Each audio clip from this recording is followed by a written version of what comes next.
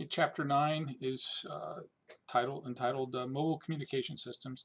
Mainly discusses how the mobile telephone system, the cellular telephone system, handles um, um, handoffs, and also as your mobile system moves from one base station to another, or even one geographical region of the country to another. So there are a couple of different topics here. We'll look at the cellular system infrastructure to support um, handoffs. We'll look at the registration process, and then look at the different types of handoffs that are possible. Um, so, how does the cellular system keep track of where your phone is currently? There's an analogous problem with the situation with the U.S. Postal Service, where if you have lived in Cincinnati but moved to Washington, D.C., you can file a change of address or a forwarding address form with the Cincinnati Post Office. So any mail that's sent to your old address is automatically forwarded to your new address in Washington, D.C. The cellular system is a little bit more complex than that, because the cellular system actually needs pointers in both directions here. So how does the cellular system know where your phone is currently? Well, if you're visiting the Washington, D.C. area, but your home is in Cincinnati, cellular towers in the Washington, D.C. area send out what are known as beacon signals, and then your phone will register with one of the local towers in the Washington, D.C. area. Based on your phone number, they can switching stations in the DC area can contact your home location in Cincinnati and let them know that you are now in the Washington, D.C. area. So the information is updated so that they constantly keep track of where your phone currently is. So if someone actually makes a call, here they show a call coming from the public switch telephone network to your number. Since your number is actually registered in your home area, Cincinnati, that call is first routed to your home network. Your home network knows that your phone is currently in the Washington, D.C. area. So the call is actually routed to a mobile switching center in the Washington, D.C. area, and ultimately then to your phone. So there's a complex soup of acronyms here. Again, mobile system, or mobile station and base station we've seen before. We also have in each base station, there's a base transceiver system. This is essentially the antenna and all the electronics that allow the multi-channel communication that take place at each of the base stations. And then there's also a base station controller that would route the call to the appropriate channel. Base station controllers are connected then to a mobile switching center, which may be gatewayed, tied directly to the public switch telephone network, or actually go through a gateway that controls that handles several mobile switching centers and provides an interface to the public switch telephone network. So the traditional telephone network is used to transfer traffic between mobile switching centers. Each mobile switching center has this visiting location register, which will keep track of all of the cell phones that are visiting this particular the particular area controlled by this mobile station controller. There's also a home location register that keeps track of all of the phones that are actually registered to this MSC. There's also an authentication center that keeps track of what capabilities or services you have, long distance calling, unlimited minutes, that type of thing. And then there's also an equipment identity register for each mobile switching center. So the VLR contains information about all visiting MS's mobile stations in the area of that mobile switching center. The VLR has pointers to the home location registers of all the visiting mobile stations, and again, that's referred to. That information is passed back to the HLR. So phone traffic calls to your phone are always go first to your HLR.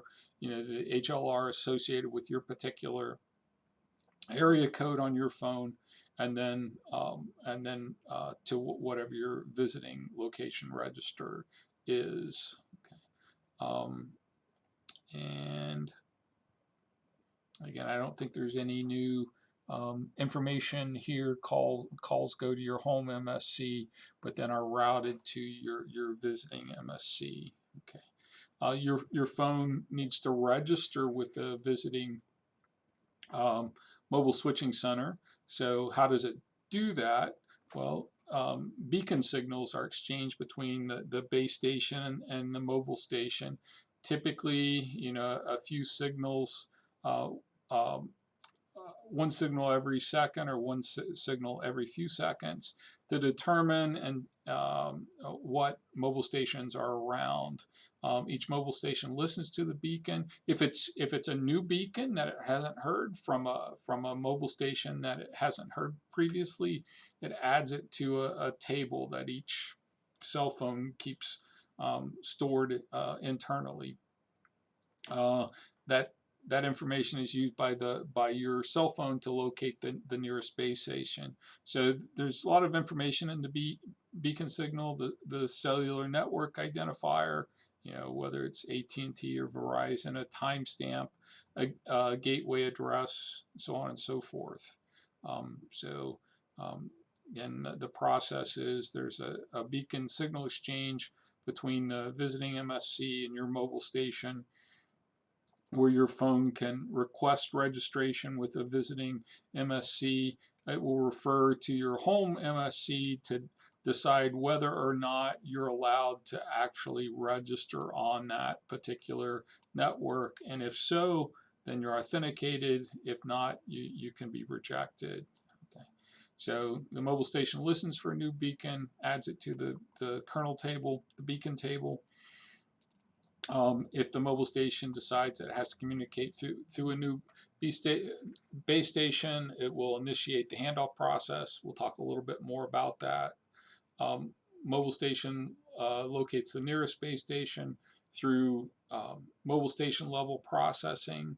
The visiting base station performs processing, decides, again, who is this, what permissions does it have, passes billing information back to the home MSC. The home site is responsible for communicating with the visiting site to let it know whether you can actually have appropriate access to the network. Okay. Beacon signals are not just used by the cellular telephone network. They have a wide variety of applications. You'll see here in wireless LANs, GPS, mobile robotics, so on and so forth. Okay.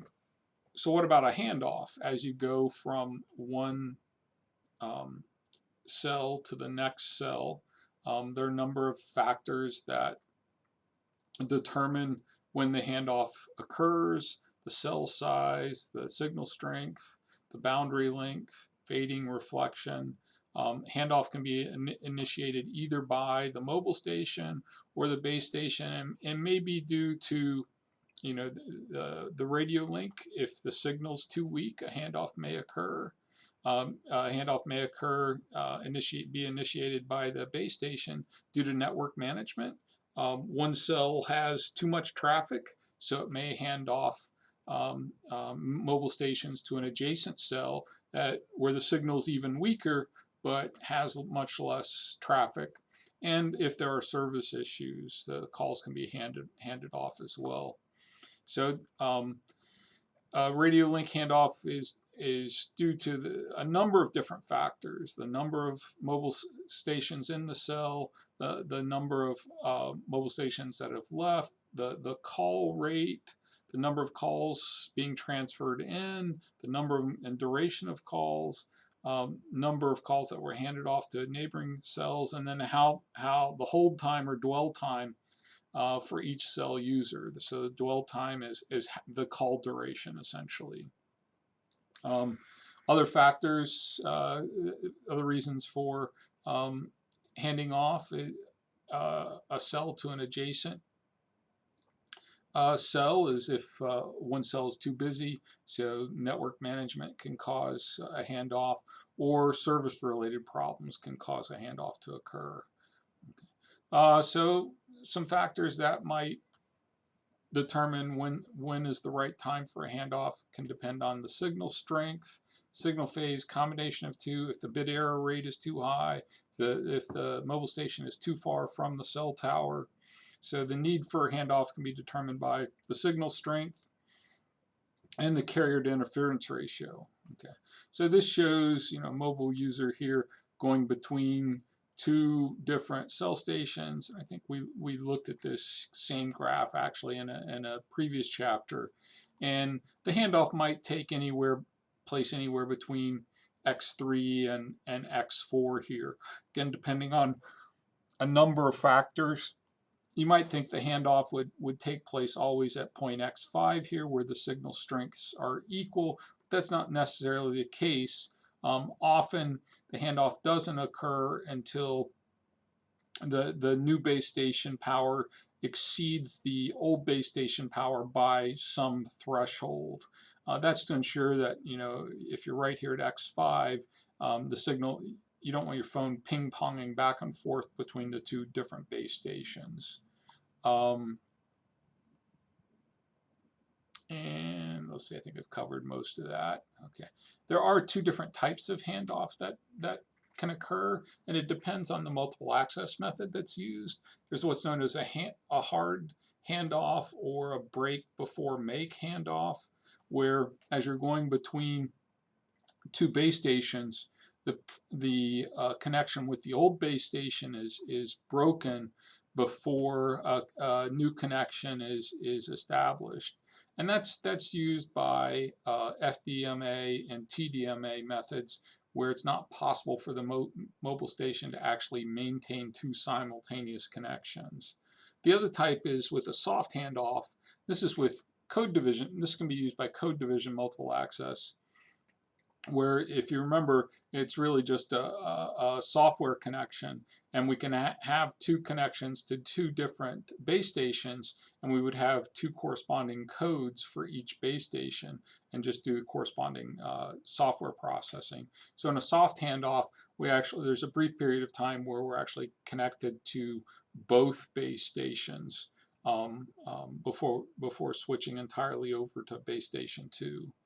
So again, hard handoff or break before make, and then soft handoff, we make a new connection before breaking the old one. And I think that's it for this lecture. We'll continue the discussion of this chapter next time when we talk about roaming.